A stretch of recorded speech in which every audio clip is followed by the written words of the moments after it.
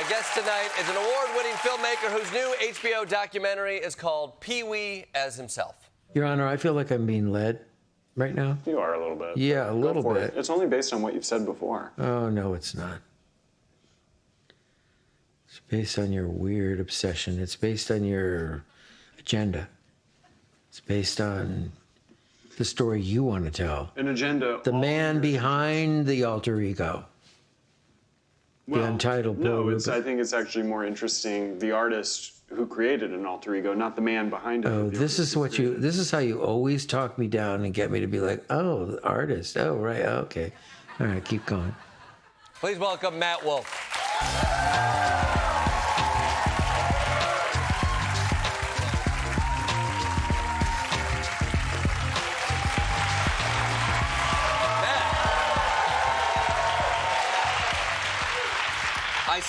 I saw the doc, two-part doc. People are clamoring for it. There's a lot of love for Pee Wee Herman and Paul Reubens. And I think what we just saw in that clip, I want to go right at that. It tells the story of Paul Reubens and Pee Wee Herman and who is Paul Reubens within the story of Pee Wee Herman and outside of it as well. But what you leave in, you're a part of this. You're off camera. And in that moment right there, there's a tension between you and Paul. Walk me through, what is happening right there? What was the inherent tension that we're seeing there and the tension you had in making this documentary? Well, from the moment I met Paul Reubens, he said to me, I want to direct my own documentary. But everybody's telling me I shouldn't do it, and I don't understand why. And I said, well, I'm here to meet with you about me directing the documentary. And that dynamic didn't go away. We were a little competitive in the process because Paul was somebody who totally separated himself from his alter ego, Pee Wee Herman. And I was sort of asking him to bring those two things together. So he was a little rebellious in the interview. Well, you coming into something like that, what is the story you wanted to tell? He says you have an agenda in that clip. It's interesting. What's your agenda? My whole pitch to him is I want to make a portrait of an artist. You know, he wanted to really set the record straight and overcome some of the controversies from his arrest.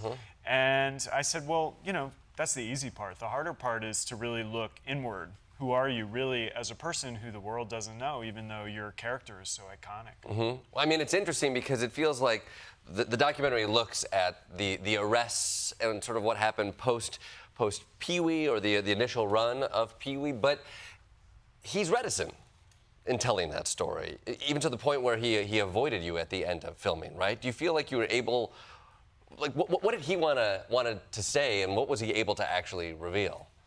You know, I think Paul felt comfortable talking about his artistry and less comfortable talking about the controversies that surrounded it, but he was determined to overcome those controversies. So I was there to help him do it, but he really wanted creative control. It was a little like, you know, his Achilles heel. And so we were at odds. And some time went by where we weren't working together.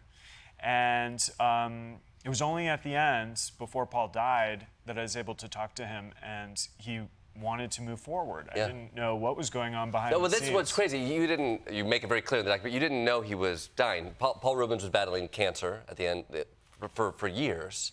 But you were unaware of this while you were working with him. No idea at all. But he came, and then he basically blocks you off for a little while. There was a time where we weren't working together. We were trying to find a path forward, and we couldn't. But fortunately, I was able to talk to him toward the end, and I could tell something was up, but I had no idea of the gravity of it. I was supposed to do a final interview with him the week after he died. Really? Oh, I mean, it's heartbreaking. You talk about his stubbornness and his creative control. You also show a big part of this is celebrating Pee Wee Herman and the character he created, which that creative control allowed him to create something that really is unlike what people see today. It's funny, I'm a father to a 4.5-year-old, so I watch a lot of kids' entertainment. It's sort of an antidote to watching CNN all the time. It's like you throw on a Bluey and life is good. And it's curious, Bluey with outstanding. That's a wonderful show. But for most part, they sand off certain edges to it, and you revisit what Paul Reubens was doing with Pee Wee's Playhouse, and it pushes boundaries. It's empathetic. It speaks to kids and adults at the same time. It's a show about inclusivity without making that direct focus. Like it still feels cutting edge revisiting it in your documentary. Yeah, it changed who I am as a kid. You were a fan growing up. I grew up on Pee-wee's Playhouse. I wouldn't have been able to put words to it, but I think its message of radical acceptance and creativity, it changed who I am. Yeah.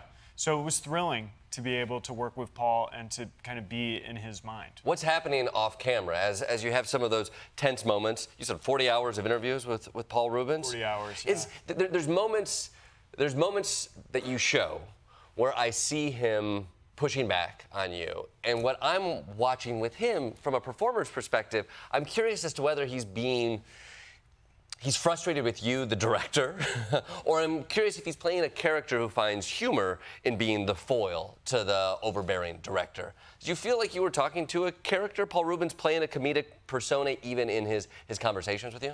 Somewhere in between. I think there was a barbed element to our conversations, but it was also fun. Yeah. You know, it wasn't really about me. I mean, Paul was wrestling with himself to tell his authentic story, and I was just there bearing witness to the whole thing. And we had an incredible time. It was really fun doing 40 hours of interview. But it could be tense, it could be competitive, and he could be slippery and rebellious. But when he snapped into storytelling mode, he was one of the most riveting people I've ever spoken to. Yeah. So he passes, and you're already having this dynamic where there's a battle for control over who gets to tell that story. He passes, you have a new responsibility. How does that change how you're putting together a documentary? I mean, it was the largest responsibility I've ever been given in my life. Did you creatively change, though, what you were imagining? Yeah, Like, you owe his creative vision more after that? Like, did you feel more constrained by that responsibility? No, but I knew that what happened between us and the circumstances in which the film was being finished was part of the story. So I had to pivot in that regard, and also to recognize there were things going on that I didn't know about while we were making the film. But at the end of the day, I wanted to make a portrait of this singular artist, and that didn't change. Yeah. What would he have cut from this film? I don't know. I can't speculate what Paul would have done. Yeah. Do you think he would have enjoyed seeing it and seeing the response it gets? He can't speak for himself, so I think he would be happy that people are excited to learn his story. Yeah. What did you learn spending all this time with him that was outside of what you expected coming into it? You know, I learned what it's like to be the subject of a documentary and how scary we are when we come and film you. Yeah. You know, like, I got some new perspective about how it feels to be on the other side of the camera because Paul was so forthcoming about it, and I had a lot of empathy for it. Yeah. Well, I mean, somebody who is also so much of the trauma in his life and what you discuss is a media looking at his life, trying to put a story to his life. Do you feel that was embedded in the armor that you had to sort of get through? I mean, Paul had issues of control because he was a brilliant artist and all artists are controlling, but he lost control of his narrative in the media. Of course, he was going to be skeptical or cautious around a younger filmmaker like myself. Yeah. Well, it's a remarkable film or multiple piece documentary. Thank you for putting it on. Thank you. The two-part documentary, Pee-wee as Himself, premieres May 23rd on HBO and Max. Matt Wolf.